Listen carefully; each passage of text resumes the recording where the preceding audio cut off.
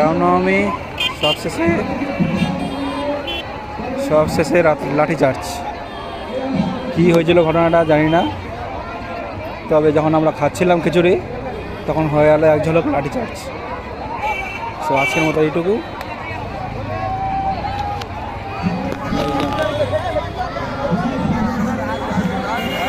জয় শ্রীরাম,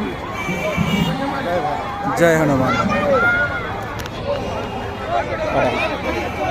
খিচুড়ি ছেড়ে পালিয়ে গেছে, এগুলা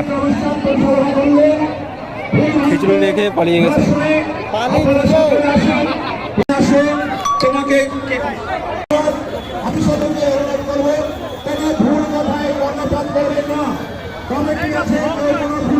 আর এক ঝলক লাঠিচার্জ হয়ে গেল এই মুহূর্তের মধ্যে। কি হচ্ছে এসব? সবাই খাবার ছাড়া ছেড়ে পালা যাচ্ছে লাঠিচার্জের জন্য। কি হচ্ছে ভাই?